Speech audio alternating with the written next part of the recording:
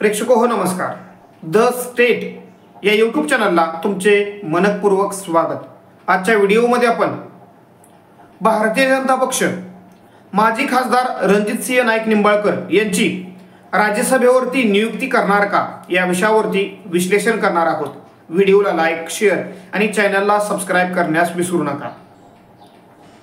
भारतीय जनता पक्षाच्या सातारा जिल्ह्यातील पदाधिकाऱ्यांची नुकतीच बैठक सातारा येथे पार पडली। या बैठकीमध्ये एक महत्त्वपूर्ण ठराव पास करण्यात आला। तो ठराव म्हणजे माजी खासदार रणजितसिंह नाईक निंबाळकर यांचं राजकीय पुनर्वसन करण्यात यावं आणि यासाठी त्यांची राज्यसभेवरती नियुक्ती करण्यात यावी। मागील लोकसभा निवडणुकीत छत्रपती उदयनराजे भोसले यांचा पराभव झाला, परंतु त्या पराभवानंतर छत्रपती उदयनराजे भोसले यांना भारतीय जनता पक्षाने राज्यसभेची उमेदवारी दिली।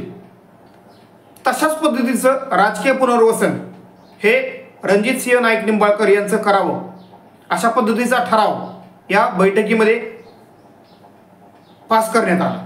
अर्थातच हा ठराव एकमताने मंजूर झालेला आहे। नुकत्याच झालेल्या लोकसभा निवडणुकीत रणजितसिंह नाईक निंबाळकर यांचा माढा लोकसभा मतदारसंघामधून राष्ट्रवादी काँग्रेस पक्षाचे उमेदवार धैर्यशील मोहिते पाटील यांनी जवळजवळ 1,20,000 मतांनी पराभव केला। अर्थातच जरी रणजितसिंह नाईक निंबाळकर यांचा पराभव झाला असला तरी सुद्धा गेल्या 5 वर्षात खासदार म्हणून त्यांनी केलेलं काम असो आणि एकंदरीत केंद्रीय नेत्यांशी असलेली त्यांची जवळीक पाहता आणि एकंदरीत पश्चिम महाराष्ट्रातील आणि विशेष करून सातारा जिल्ह्यातील राजकारण पाहता भारतीय जनता पक्षाच्या दृष्टीने रणजितसिंह नाईक निंबाळकर यांना राजकीय ताकद देणं हे भारतीय जनता पक्षाच्या दृष्टीने खरंतर फायद्याचं आहे। कारण 3 महिन्यांवरती विधानसभेची निवडणूक आलेली आहे। सातारा जिल्ह्यामध्ये जर भारतीय जनता पक्षाला चांगले यश मिळवायचं असेल तर अर्थातच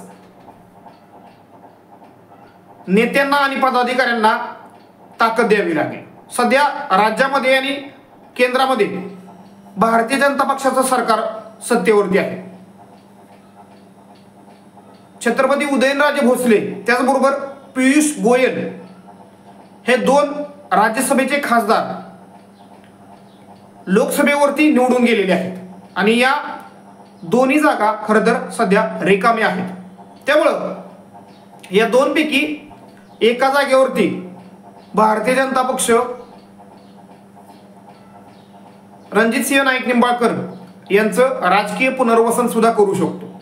अर्थातच सध्या भारतीय जनता पक्ष हा राज्यामध्ये आणि एकंदरीत केंद्रामध्ये जरी सत्तेवरती असला तरी सुद्धा केंद्रामध्ये भारतीय जनता पक्षाला स्वबळावरती बहुमत मिळालेलं नाही।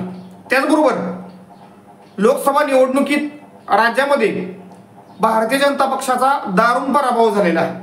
त्यामुळं आणि त्याचबरोबर महाराष्ट्र भाजपचे नेते विद्यमान उपमुख्यमंत्री देवेंद्र फडणवीस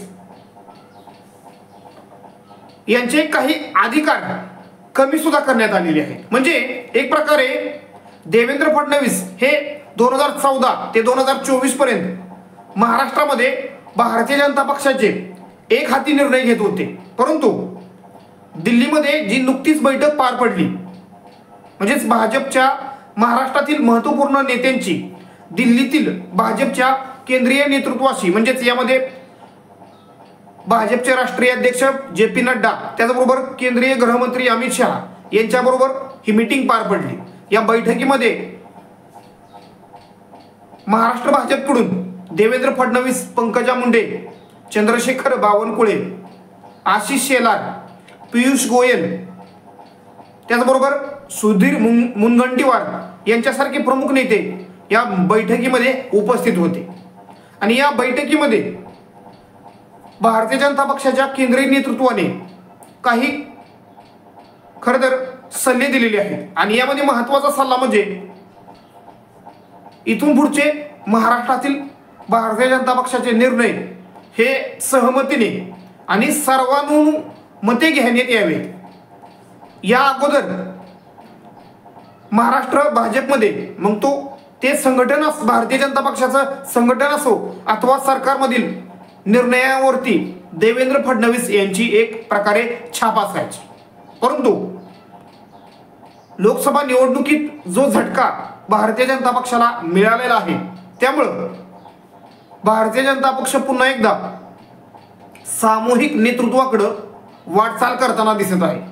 आणि एकंदरीत अशा परिस्थितीमध्ये पंकजा मुंडे यांना राज्यसभेची उमेदवारी देण्यात यावी किंवा उमेदवारी देण्यात यावी अशा प्रकारची शिफारस सुद्धा भारतीय जनता पक्षाच्या राज्यातील नेत्यांनी केंद्राकडे केल्याचं दिसत आहे। आणि त्या संदर्भात उपमुख्यमंत्री देवेंद्र फडणवीस आणि गृहमंत्री अमित शहा यांची चर्चा देखील झालेली आहे। त्यामुळे एकंदरीत या सर्व घटना पाहता आणि एकंदरीत सातारा जिल्ह्यातील भारतीय जनता पक्षाच्या पदाधिकाऱ्यांनी जो ठराव पास केलेला आहे आणि एकंदरीत येणाऱ्या विधानसभा निवडणुकीमधील भारतीय जनता पक्षाचं समोरील आव्हान पाहता पश्चिम महाराष्ट्रामध्ये भारतीय जनता पक्षासमोर मोठं आव्हान आहे। आणि हे आव्हान जर चांगल्या पद्धतीनं पेलायचं असेल आणि पश्चिम महाराष्ट्रामध्ये भारतीय जनता पक्षाला जर यश मिळवायचं असेल तर अर्थातच पश्चिम महाराष्ट्रातील भारतीय जनता पक्षाच्या नेत्यांना आणि पदाधिकाऱ्यांना ताकद द्यावी लागेल। आणि याच अनुषंगाने यदा कदाचित माजी खासदार रणजितसिंह नाईक निंबाळकर यांचं पुनर्वसन हे भारतीय जनता पक्षामध्ये चांगल्या पद्धतीनं होऊ शकतं। जर त्यांना राज्यसभेची उमेदवारी दिली गेली नाही तर पक्ष संघटनेमध्ये राज्य पातळीवरती महत्त्वपूर्ण जबाबदारी सुद्धा दिली जाऊ शकते। उपमुख्यमंत्री देवेंद्र फडणवीस यांच्या नेतृत्वाखालीच येणाऱ्या विधानसभा निवडणुका भारतीय जनता पक्ष खरं तर लढणार आहे।